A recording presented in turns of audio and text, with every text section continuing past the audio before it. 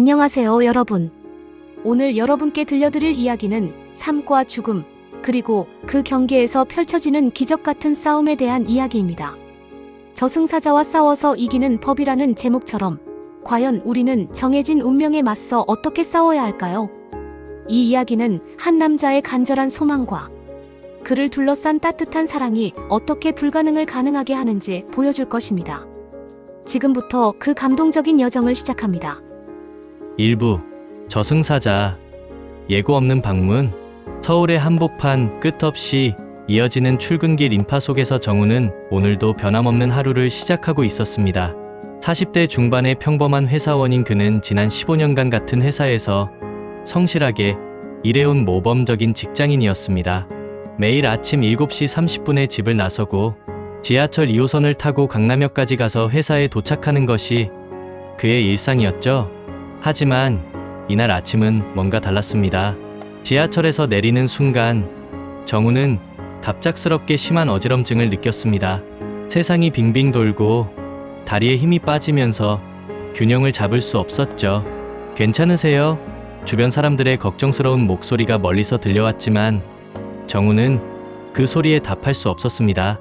다음 순간 정우는 차갑고 딱딱한 바닥에 쓰러져 있었습니다. 주변 사람들이 119에 신고를 했고 곧 구급차가 도착해서 그를 인근 대학병원으로 이송했습니다. 의식을 되찾은 정우는 하얀 병실 침대에 누워 있었고 옆에서는 그의 아내 미영이 눈물을 흘리며 그의 손을 꽉 잡고 있었습니다. 정우야, 괜찮아? 정말 무서웠어. 미영의 떨리는 목소리에 정우는 겨우 고개를 끄덕였습니다. 머리가 지끈거렸지만 아내를 안심시키려고 억지로 미소를 지어 보였죠. 하지만 그의 마음 한편에는 불길한 예감이 스며들고 있었습니다. 다음 날 각종 정밀검사 결과가 나왔습니다. 담당 의사인 김 교수는 심각한 표정으로 정우와 미영을 진료실로 불렀습니다. 정우 씨, 검사 결과를 말씀드리기 전에 마음의 준비를 하시기 바랍니다. 김 교수가 보여준 MRI 사진 속에는 정우의 뇌에 큰 종양이 선명하게 보였습니다. 뇌종양 사기입니다. 이미 상당히 진행된 상태이고 김 교수의 말이 계속되었지만 정우의 귀에는 아무것도 들리지 않았습니다. 마치 세상의 모든 소리가 사라진 것처럼 느껴졌죠. 수술이 가능한가요? 치료 방법은 없나요? 미영이 절망적인 목소리로 물었습니다. 김 교수는 고개를 저었습니다. 종양의 위치와 크기를 고려했을 때 수술은 위험합니다. 항암 치료를 시도해 볼 수는 있지만 솔직히 말씀드리면 효과를 기대하기 어려운 상황입니다. 그럼 시간이 얼마나 남았나요? 정우가 떨리는 목소리로 물었습니다. 김 교수는 잠시 망설이더니 조심스럽게 대답했습니다. 길어야 3개월, 짧으면 더 빨라질 수도 있습니다. 그날 밤 정우는 병실에서 혼자 창밖을 바라보고 있었습니다. 미영은 울다 지쳐서 옆 의자에서 잠들어 있었고 병실은 고요한 정적에 쌓여 있었습니다. 40년이 넘는 인생이 3개월 남았다니. 아직 해보지 못한 일들, 가보지 못한 곳들, 그리고 만나지 못한 사람들이 머릿속을 스쳐 지나갔습니다. 그때였습니다. 갑자기 병실의 온도가 차갑게 내려갔고 어둠 속에서 묘한 기운이 느껴졌습니다. 정우는 본능적으로 고개를 돌렸고 그곳에서 믿을 수 없는 광경을 목격했습니다. 검은색 도포를 입고 갓을 쓴 저승사자가 병실 구석에 서 있었던 것입니다. 그의 얼굴은 창백했고 눈빛은 차갑기 그지없었습니다. 정우는 너무 놀라서 소리를 지르려 했지만 목소리가 나오지 않았습니다. 정우야, 저승사자가 낮고 무거운 목소리로 말했습니다. 나는 내가 죽을 날을 알리러 왔다. 정우는 온몸이 떨렸지만 어떻게든 침착함을 유지하려고 노력했습니다. 당신이 저승사자인가요? 저승사자는 고개를 끄덕였습니다. 그렇다. 너의 수명이 다했다.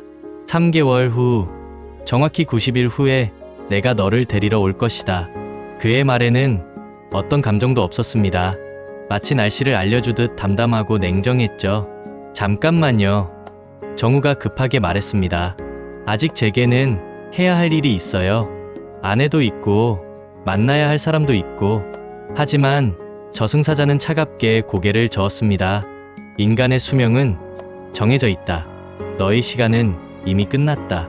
3개월은 내가 베푸는 마지막 잡이다. 저승사자는 말을 마치고는 서서히 어둠 속으로 사라져갔습니다. 기억해라. 90일 후에 만나자. 저승사자가 사라진 후 정우는 한동안 그 자리에 멈춰 서 있었습니다.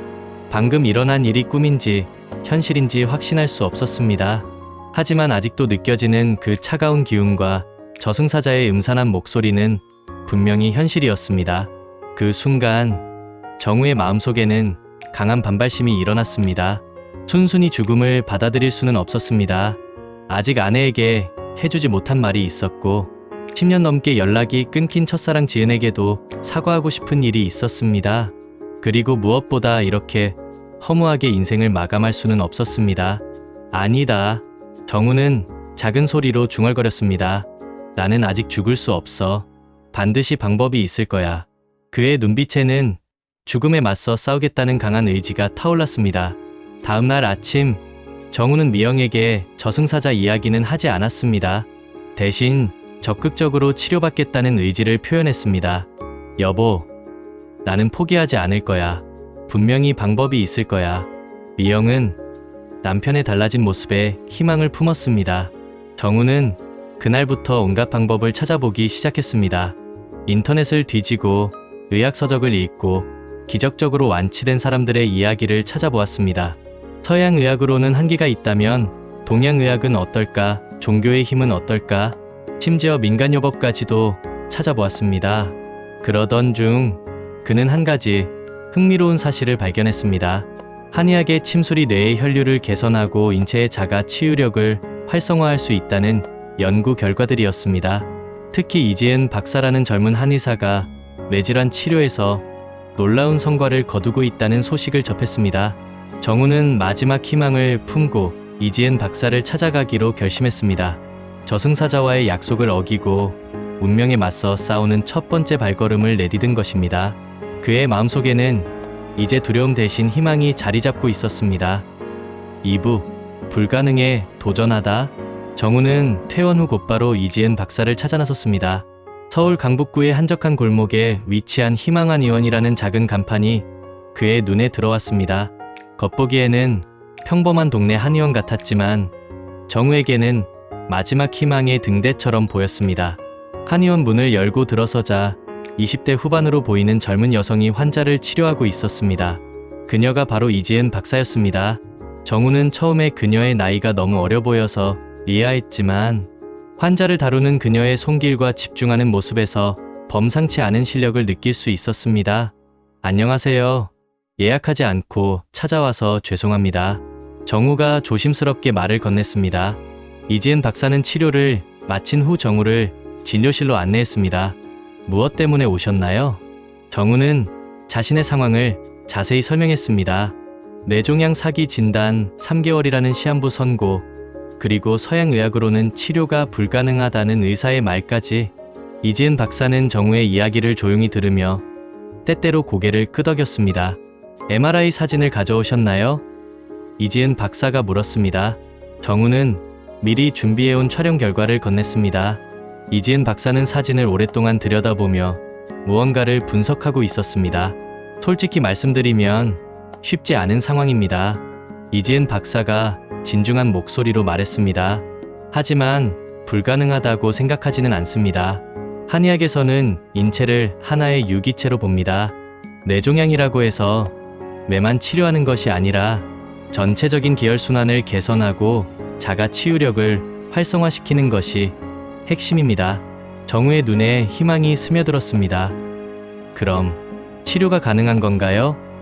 이지은 박사는 잠시 고민하더니 대답했습니다. 확신을 드릴 수는 없습니다. 하지만 시도해볼 만한 가치는 있다고 봅니다. 특히 환자분의 의지가 이렇게 강하시다면요. 그날부터 정우의 새로운 치료가 시작되었습니다. 이지은 박사는 정우를 위해 특별한 치료 계획을 세웠습니다. 매일 2시간씩 침 치료를 받고 뇌혈관 순환을 돕는 한약을 복용하며 기공운동으로 몸의 기운을 순환시키는 것이었습니다. 첫 번째 침 치료를 받을 때 정우는 신기한 경험을 했습니다. 이지은 박사가 그의 머리와 목, 그리고 손발의 특정 혈점에 가느다란 침을 놓자 마치 전기가 흐르는 듯한 느낌이 온몸을 스쳐 지나갔습니다. 지금 느끼시는 그 감각이 바로 막혔던 경락이 뚫리는 것입니다. 이지은 박사가 설명했습니다. 뇌종양으로 인해 머리 부분의 혈액순환이 원활하지 않았는데 침 치료를 통해 이를 개선하는 거예요. 하지만 처음에는 호전의 기미가 보이지 않았습니다. 여전히 두통은 계속되었고 어지럼증도 심했습니다. 정우는 때때로 절망감에 빠지기도 했습니다. 정말 이 치료가 효과가 있을까요? 이지은 박사는 정우를 격려했습니다. 한의학 치료는 서양의학과 달리 시간이 필요합니다. 몸의 근본적인 체질을 바꿔가는 과정이기 때문에 즉시 효과를 보기는 어렵습니다. 하지만 꾸준히 하시면 분명 변화를 느끼실 겁니다. 2주가 지났을 때 작은 변화가 나타나기 시작했습니다. 밤에 잠을 잘 자게 되었고 식욕도 조금씩 돌아왔습니다. 무엇보다 하루 종일 지속되던 두통의 강도가 약해지고 있었습니다. 한 달이 지나자 더욱 놀라운 일이 일어났습니다. 정기검진을 위해 병원에 갔을 때 김 교수는 믿을 수 없다는 표정을 지었습니다. 이상하네요. 뇌압이 현저히 낮아졌고 종양 주변의 부종도 많이 줄어들었습니다. 그게 무슨 뜻인가요? 정우가 급하게 물었습니다. 김 교수는 다시 한번 MRI 사진을 꼼꼼히 살펴보더니 고개를 저었습니다. 의학적으로 설명하기 어려운 현상입니다. 뇌종양이 줄어든 것은 아니지만 주변 상황이 많이 개선되었어요. 혹시 다른 치료를 병행하고 계신가요? 정우는 한의학 치료를 받고 있다고 설명했습니다. 김 교수는 회의적인 표정을 지었습니다. 한의학이 뇌종양에 효과가 있다는 것은 과학적으로 입증된 바가 없습니다. 하지만 환자분의 상태가 개선되고 있는 것은 분명한 사실이네요. 병원의 다른 의사들도 정우의 사례에 관심을 보이기 시작했습니다. 신경외과 과장 박 교수는 정우의 차트를 보며 고개를 갸우뚱했습니다. 이런 경우는 정말 드물어요. 차기 뇌종양 환자가 이렇게 빠르게 호전되는 경우는. 한편 이지은 박사는 정우의 치료에 더욱 집중했습니다. 그녀는 밤늦도록 의학 서적을 연구하며 정우에게 최적화된 치료법을 찾기 위해 노력했습니다. 정우 씨의 경우는 특별해요. 일반적인 뇌종양 환자와는 다른 반응을 보이고 있거든요. 어떤 점에서요? 정우가 궁금해했습니다. 이지은 박사는 설명했습니다. 보통은 침 치료에 대한 반응이 서서히 나타나는데 정우 씨는 매우 빠르고 강하게 반응하고 있어요. 마치 몸이 간절하게 치료를 원하는 것 같아요. 실제로 정우의 몸은 놀라운 회복력을 보여주고 있었습니다. 치료를 시작한 지 6주가 되었을 때 그는 거의 정상적인 일상생활이 가능해졌습니다. 직장에도 복귀했고 아내 미영과 함께 산책도 할 수 있게 되었습니다. 여보, 정말 기적 같아. 미영이 눈물을 흘리며 말했습니다. 의사들이 3개월이라고 했는데 벌써 2달이 지났잖아. 정우는 아내의 손을 꽉 잡았습니다. 아직 끝난 게 아니야. 완전히 나을 때까지 계속 치료받을 거야.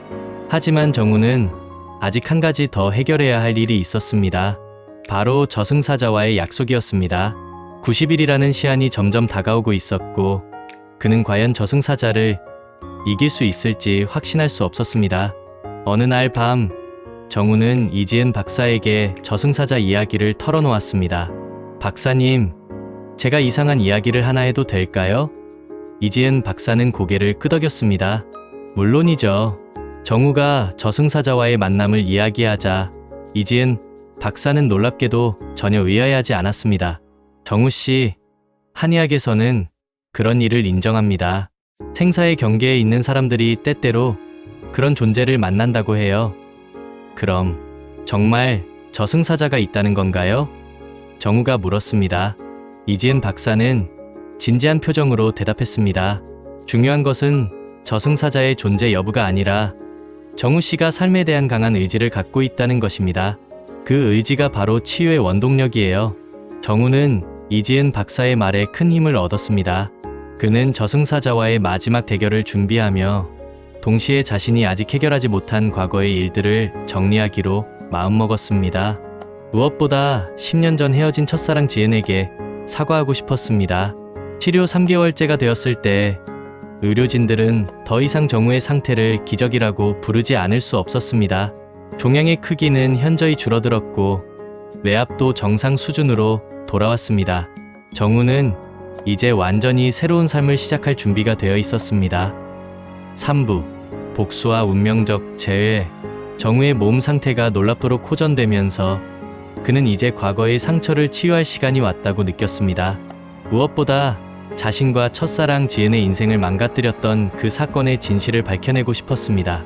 10년 전 정우가 운영하던 작은 IT 회사는 하루아침에 파산했습니다. 당시 동업자였던 유리가 회사 자금을 빼돌리고 거래처와의 계약을 파기시켰기 때문이었죠. 그때 정우는 지은과 결혼을 앞두고 있었습니다. 하지만 회사가 망하면서 빚더미에 앉게 되었고 지은에게 피해를 주기 싫어서 일방적으로 이별을 통보했습니다. 지은은 정우의 진짜 사정을 알지 못한 채 자신이 버림받았다고 생각하며 깊은 상처를 받았죠.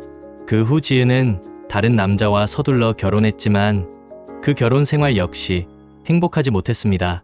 이제 진실을 밝혀낼 때가 됐어. 정우는 마음속으로 다짐했습니다. 그는 사립탐정 김민수에게 의뢰해서 유리의 행적을 추적하기 시작했습니다. 놀랍게도 유리는 지난 10년간 여러 번 결혼과 이혼을 반복하며 의심스러운 삶을 살고 있었습니다. 이상해요. 유리 씨의 결혼 기록을 보면 3번의 결혼 모두 남편이 결혼 후 1년 이내에 사고사했어요.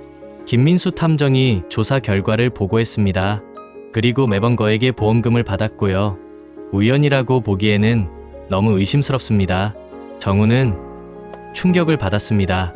자신의 회사를 망하게 한 유리가 연쇄살인범일 가능성이 있다는 것이었습니다. 더 자세히 조사해주세요. 증거를 찾아야 해요. 정우의 목소리에는 분노와 결의가 섞여 있었습니다. 며칠 후 더 충격적인 사실이 드러났습니다. 유리의 4번째 결혼 상대는 정우의 조카 준호였던 것입니다. 준호는 20대 후반의 성실한 청년으로 유리보다 10살이나 어렸습니다. 준호가 위험해요. 정우는 급하게 준호에게 연락했지만 준호는 정우의 말을 믿지 않았습니다. 삼촌, 그런 말씀 마세요. 유리 누나는 정말 좋은 사람이에요. 저를 진심으로 사랑해주고 있어요. 준호는 유리에게 완전히 빠져 있었습니다. 유리는 준호에게 자신이 과거의 사업에 실패해서 어려웠지만 이제는 새로운 시작을 하고 싶다고 말했던 것입니다.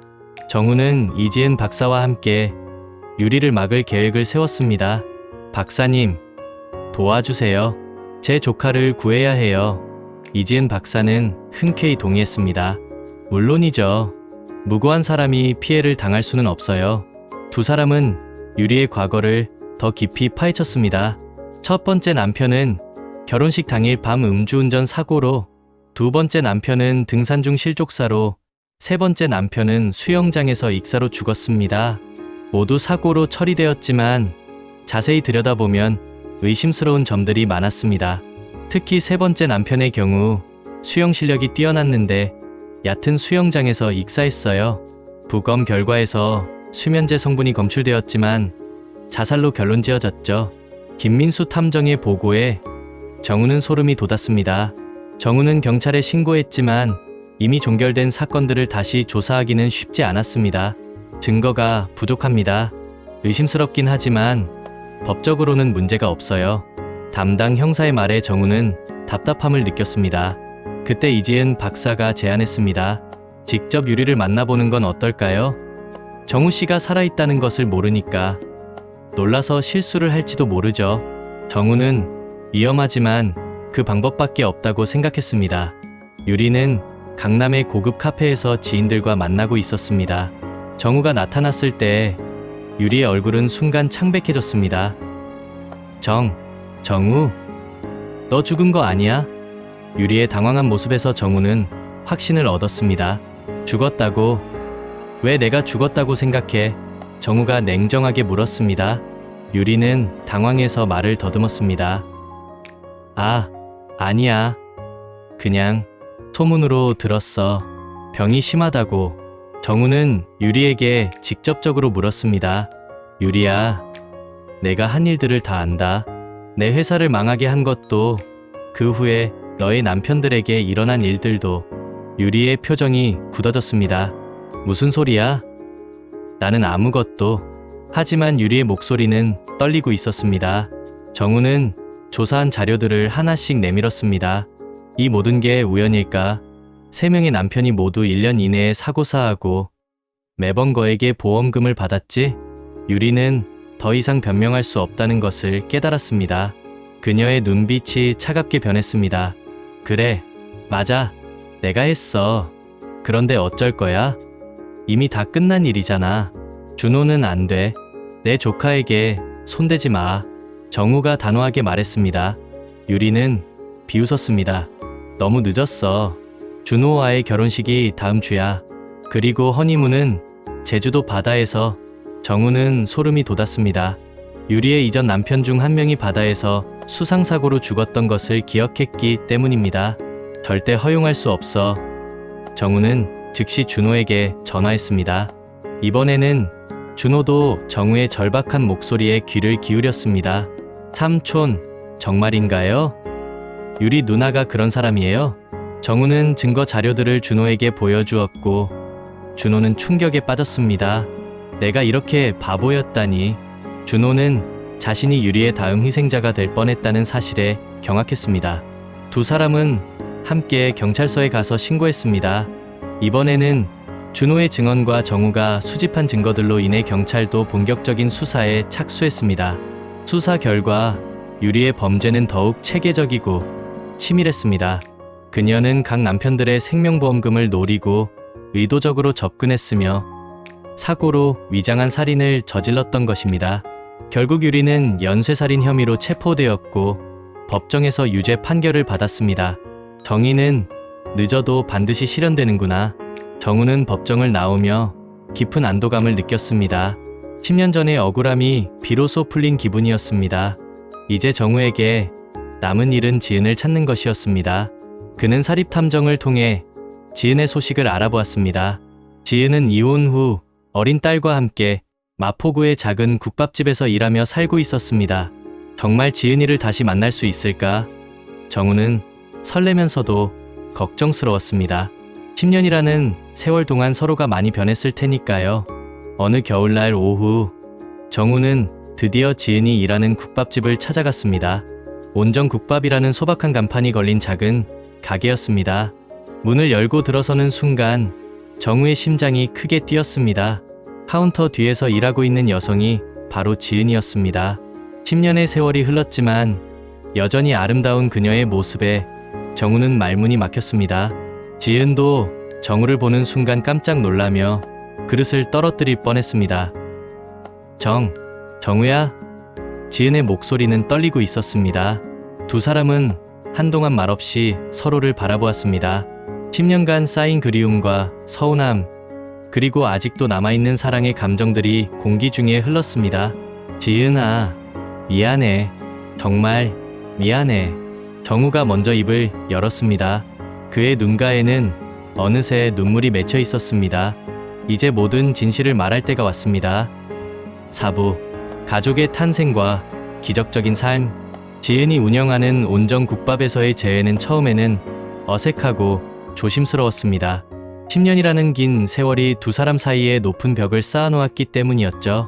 지은은 정우를 보자마자 복잡한 감정에 휩싸였습니다.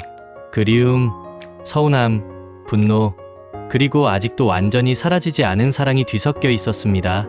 정우야, 10년이 지나서 나타나서 미안하다고 하면 다 해결되는 줄 알아? 지은의 목소리에는 깊은 상처가 배어 있었습니다.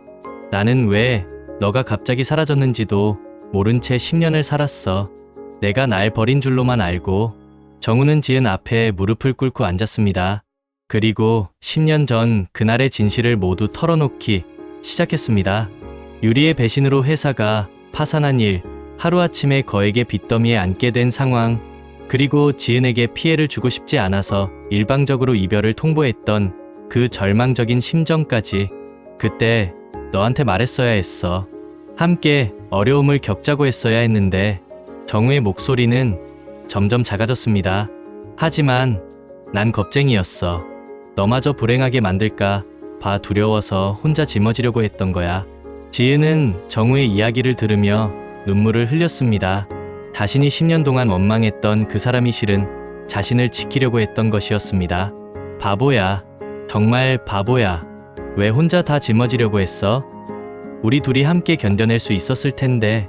그때 국밥집 안쪽에서 어린 여자아이가 뛰어나왔습니다. 초등학교 3학년 정도로 보이는 아이였는데 지은을 닮아서 매우 예뻤습니다. 엄마, 저 아저씨는 누구야? 아이가 정우를 호기심 어린 눈으로 바라봤습니다. 수아야. 이분은 엄마의 오래된 친구야. 지은이 어색하게 대답했습니다. 정우는 수아를 보는 순간 마음이 아팠습니다. 만약 자신이 그때 도망치지 않았다면 이 아이가 자신의 딸이 될 수도 있었을 텐데 하는 생각이 들었기 때문이었습니다. 수아는 인형을 들고 정우 앞으로 다가왔습니다. 아저씨, 내 인형 예쁘지? 엄마가 사주신 거야. 수아의 순수한 미소에 정우는 마음이 따뜻해졌습니다. 정말 예쁘구나. 수아도 인형처럼 예뻐. 그날부터 정우는 매일 지은의 국밥집을 찾았습니다. 처음에는 어색했지만 점차 자연스러운 대화를 나누게 되었습니다. 특히 수아가 정우를 금세 따르게 되면서 세 사람은 서서히 가족 같은 분위기를 만들어갔습니다. 아저씨, 오늘도 와줘서 고마워. 엄마가 아저씨 올 때마다 더 행복해 보여. 수아의 천진난만한 말에 지은은 얼굴을 빨갛게 했습니다. 수아야, 그런 말 하는 거 아니야. 하지만 정우는 수아의 말이 사실임을 알 수 있었습니다. 지은도 자신과 함께 있을 때 예전의 밝은 모습을 되찾아가고 있었거든요. 두 사람은 10년의 공백을 조금씩 메워가며 다시 사랑하는 법을 배워가고 있었습니다. 정우는 수아에게 좋은 아버지 역할을 해주려고 노력했습니다. 매일 국밥집에서 수아의 숙제를 봐주고 주말에는 함께 놀이공원에 가거나 영화를 보러 갔습니다. 수아는 아버지가 없이 자랐기 때문에 정우의 관심과 사랑을 무척 좋아했습니다. 정우 아빠, 어느 날 수아가 정우를 이렇게 불렀을 때 정우는 눈물이 날 뻔했습니다. 지은도 놀란 표정이었지만 수아가 정우를 진짜 아버지처럼 생각하고 있다는 것을 알 수 있었습니다. 수아야, 정우 아저씨라고 불러야지. 지은이 말하려 했지만 정우가 손을 저었습니다. 괜찮아요. 수아가 편한 대로 부르게 해주세요. 정우는 수아를 진짜 딸처럼 아꼈고 수아도 정우를 친아버지처럼 따랐습니다. 반년이 지난 후 정우는 지은에게 프러포즈했습니다. 수아도 함께 참여한 깜짝 이벤트였는데 수아가 엄마, 정우 아빠랑 결혼해요 라고 외치면서 꽃다발을 건넸습니다. 지은은 눈물을 흘리며 정우의 청혼을 받아들였습니다. 이번에는 절대 도망가지 않을게. 우리 세 사람이 진짜 가족이 되자. 정우의 진심 어린 말에 지은은 고개를 끄덕였습니다. 10년 만에 다시 만난 사랑, 이번에는 절대 놓치고 싶지 않았습니다. 결혼식은 소박하지만 따뜻하게 치러졌습니다. 이지은 박사도 참석해서 정우의 회복을 축하해 주었고 정우의 조카 준호도 삼촌의 새로운 행복을 진심으로 축복해 주었습니다. 수아는 예쁜 드레스를 입고 반지를 전달하는 역할을 맡아서 모든 하객들을 미소 짓게 만들었습니다. 신혼생활은 정말 행복했습니다. 정우는 국밥집 운영을 도우면서 지은과 수아와 함께 평범하지만 따뜻한 일상을 보냈습니다. 특히 수아와의 시간을 소중히 여겼는데 매일 밤 수아에게 동화책을 읽어주고 주말마다 함께 놀아주었습니다. 정우 아빠, 나 아빠 있어서 정말 좋아. 친구들이 다 부러워해. 수아의 말에 정우는 가슴이 뭉클했습니다. 자신이 수아에게 진짜 아버지가 되어주고 있다는 것을 느낄 수 있었기 때문입니다. 하지만 행복한 시간은 오래가지 못했습니다. 결혼한 지 1년이 지난 어느 날 정우는 다시 심한 두통을 느끼기 시작했습니다. 처음에는 스트레스나 피로 때문이라고 생각했지만 증상이 점점 심해졌습니다. 이지은 박사를 찾아가서 진료를 받아보니 뇌종양이 다시 활성화되고 있었습니다. 죄송합니다. 정우씨, 일시적으로 억제되었던 종양이 다시 자라기 시작한 것 같아요. 이지은 박사의 말에 정우는 절망감에 빠졌습니다. 병원에서 받은 재진단 결과는 더욱 충격적이었습니다. 종양이 전보다 더 빠른 속도로 자라고 있었고 이번에는 침 치료로도 억제하기 어려운 상황이었습니다. 이번에는 정말로 몇 개월 정도로 보입니다. 김 교수의 진단에 정우의 온 세상이 무너지는 것 같았습니다. 정우는 가족들에게 이 사실을 어떻게 말해야 할지 고민했습니다. 특히 수아에게는 절대 알려주고 싶지 않았습니다. 하지만 지은은 남편의 변화를 금세 알아차렸습니다. 정우야, 무슨 일이야? 요즘 너무 이상해. 혹시? 지은의 질문에 정우는 더 이상 숨길 수 없었습니다. 그는 지은에게 모든 상황을 솔직하게 털어놓았습니다. 지은은 10년 전과 달리 이번에는 정우 곁을 떠나지 않겠다고 다짐했습니다. 이번에는 함께 싸울 거야. 혼자 짊어지려고 하지 마. 지은의 따뜻한 말에 정우는 눈물을 흘렸습니다. 그러던 어느 날 정우의 반려견 누리가 이상한 행동을 보이기 시작했습니다. 진돗개인 누리는 평소에 온순하고 조용했는데 갑자기 정우 주위를 계속 맴돌며 낑낑거리기 시작한 것입니다. 마치 정우의 아픈 곳을 알고 있는 것처럼 행동했습니다. 누리가 왜 저럴까? 수아가 신기해하며 물었습니다. 정우는 누리의 행동이 심상치 않다는 것을 느꼈습니다. 혹시 누리가 자신의 상태를 감지하고 있는 것은 아닐까 하는 생각이 들었습니다. 이지은 박사에게 누리의 이야기를 했을 때 그녀는 매우 흥미로워했습니다. 동물들은 사람보다 훨씬 예민한 감각을 가지고 있어요. 특히 개들은 질병을 감지하는 능력이 뛰어나다고 알려져 있죠. 누리가 정우 씨를 지키려고 하는 것일지도 모르겠어요. 정우는 누리와 함께 더 많은 시간을 보내기 시작했습니다. 신기하게도 누리가 곁에 있을 때는 두통이 덜했고 마음도 한결 평온해졌습니다. 마치 누리가 자신의 생명력을 나눠주고 있는 것 같은 느낌이었습니다. 누리야, 고마워. 너 덕분에 아빠가 힘이 나. 정우가 누리를 안아주면 누리는 조용히 꼬리를 흔들며 정우의 품에 안겼습니다. 가족들도 누리의 특별한 능력을 인정하게 되었고 누리는 정우의 마지막 희망이 되었습니다. 하지만 시간은 가차없이 흘러갔고 정우의 상태는 점점 악화되어 갔습니다. 이제 정말로 마지막이 다가오고 있었고 저승사자와의 약속된 시간도 얼마 남지 않았습니다. 정우는 가족들과의 마지막 시간을 소중히 보내면서 동시에 최후의 전투를 준비하고 있었습니다. 5부 저승사자와의 마지막 대결. 정우의 상태가 악화되면서 그는 자신에게 주어진 시간이 얼마 남지 않았음을 절실히 느꼈습니다. 특히 밤마다 찾아오는 환상과 환청은 점점 더 선명해졌습니다. 저승사자의 기운이 점점 가까워지고 있다는 것을 본능적으로 알 수 있었죠. 어느 날 밤, 정우는 지은과 수아가 잠든 후 조용히 거실로 나왔습니다. 누리도 그를 따라 나와서 옆에 앉았습니다. 창밖으로 보이는 달빛이 유난히 차가웠고 공기 중에는 묘한 긴장감이 흘렀습니다. 드디어 때가 왔구나. 정우는 마음속으로 중얼거렸습니다.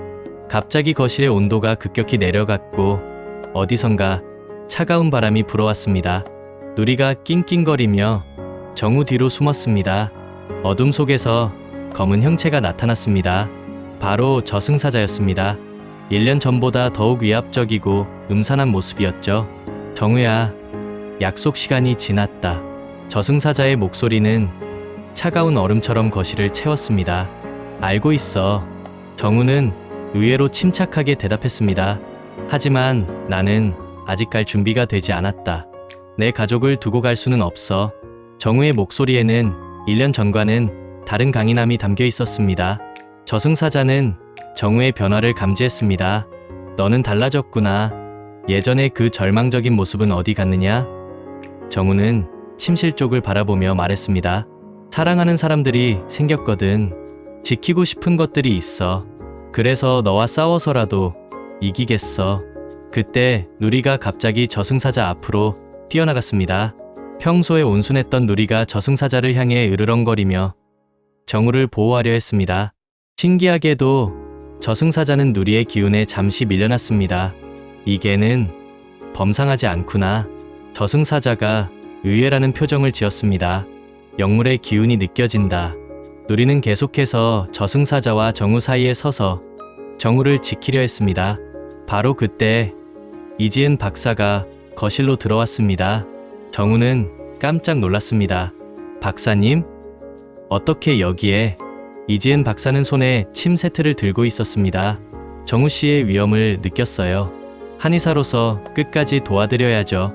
저승사자는 이지은 박사의 등장에 당황했습니다. 인간이 저승사자의 일에 개입하다니. 하지만 이지은 박사는 두려워하지 않았습니다. 생명을 구하는 것이 의사의 소명입니다. 저승사자라도 맞겠어요. 이지은 박사는 신속하게 정우의 몸 곳곳에 침을 놓기 시작했습니다. 정우 씨, 집중하세요. 당신의 생명력을 최대한 끌어올려야 해요. 침이 놓일 때마다 정우의 몸에서 따뜻한 기운이 솟아났습니다. 저승사자는 이지은 박사의 치료를 막으려 했지만 누리가 계속 방해했습니다. 누리는 마치 정우의 수호신처럼 저승사자의 차가운 기운을 막아내고 있었습니다. 이런 일은 처음이다. 저승사자도 당황한 기색을 보였습니다.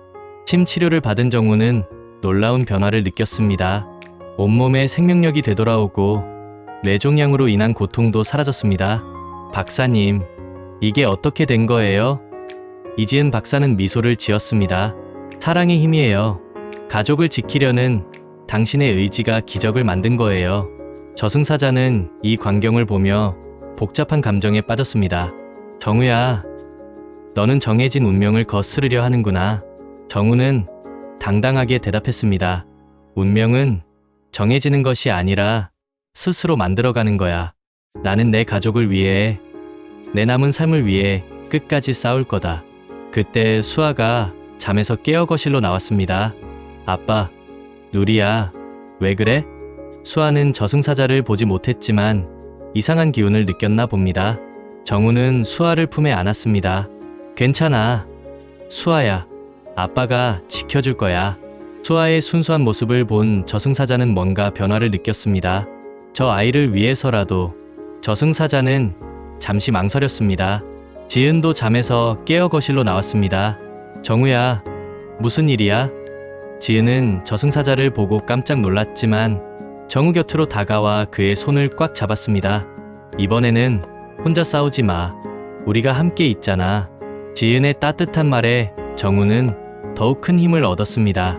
가족의 사랑, 이지은 박사의 치료, 그리고 누리의 보호 속에서 정우는 완전히 새로운 존재로 거듭나고 있었습니다.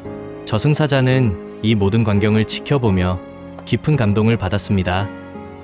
나는 수천 년 동안 많은 인간들을 저승으로 데려갔다.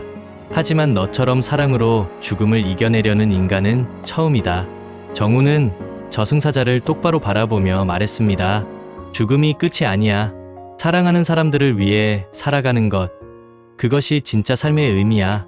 나는 내 가족과 함께 더 많은 행복을 만들어가고 싶어. 저승사자는 긴 침묵 후에 천천히 고개를 끄덕였습니다. 정우야, 너의 강한 의지와 가족의 사랑, 그리고 무엇보다 생명을 살리려는 모든 이들의 마음에 감동받았다. 저승사자의 목소리에는 처음으로 온기가 담겨 있었습니다. 나는 너에게 새로운 기회를 주겠다. 하지만 이것은 정말 마지막이다. 이 소중한 사람들과 함께 행복하게 살아가거라. 저승사자는 말을 마치고 서서히 빗속으로 사라져갔습니다. 차가웠던 거실의 온도도 서서히 따뜻해졌습니다. 정우는 믿을 수 없었습니다. 정말로 저승사자를 이긴 것이었습니다. 그는 지은과 수아, 그리고 누리를 꽉 안았습니다. 우리가 해냈어. 정말로 해냈어. 이지은 박사도 눈물을 흘리며 이 기적적인 순간을 함께했습니다. 다음 날 정우는 병원에서 정밀검사를 받았습니다. 결과는 모든 의료진을 놀라게 했습니다. 뇌종양이 완전히 사라진 것입니다. 이것은 의학적으로 설명할 수 없는 완전한 기적입니다. 김 교수는 경이로워하며 말했습니다. 사랑의 힘이에요. 정우가 조용히 대답했습니다.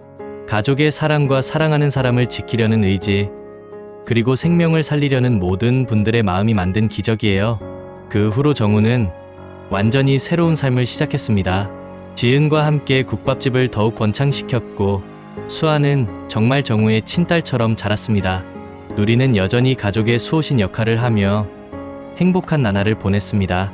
이지은 박사는 정우의 치료 사례를 의학계에 발표했고 많은 환자들에게 희망을 주었습니다. 절망적인 상황에서도 포기하지 않는 의지와 사랑하는 사람들의 마음이 모이면 기적은 일어날 수 있습니다. 정우는 매일 아침 가족과 함께 아침을 먹으며 감사함을 느꼈습니다. 저승사자와의 싸움에서 이긴 것은 단순히 죽음을 피한 것이 아니었습니다. 진정한 삶의 의미를 깨달은 것이었습니다. 정우 아빠, 오늘도 함께 놀아줄 거지? 수아의 밝은 목소리에 정우는 환하게 웃었습니다. 물론이지. 우리 수아, 아빠가 평생 함께 있을 거야. 그날 저녁, 정우는 가족들과 함께 산책을 했습니다. 석양이 아름답게 물든 하늘을 바라보며 그는 생각했습니다. 운명은 정해진 것이 아니라 사랑과 의지로 만들어가는 것이라고. 그리고 진정한 승리는 죽음을 이기는 것이 아니라 사랑하는 사람들과 함께하는 매일매일을 소중히 여기는 것이라고. 정우와 지은, 수아, 그리고 누리, 이들의 행복한 일상은 계속되었습니다. 저승사자와의 싸움에서 얻은 것은 단순한 생명 연장이 아니라 사랑의 진정한 힘과 가족의 소중함이었습니다. 그리고 그 깨달음은 그들의 삶을 영원히 빛나게 만들어 주었습니다. 정우의 이야기는 우리에게 진정한 삶의 의미와 사랑의 힘을 일깨워줍니다. 이 이야기는 운명이 정해진 것이 아니라 사랑하는 사람들을 위해 싸우고 노력할 때 스스로 만들어갈 수 있다는 것을 보여주었죠. 삶의 마지막 순간, 우리를 지켜주는 것은 결국 돈이나 명예가 아닌 서로를 향한 진심과 사랑이라는 것을 알 수 있었습니다.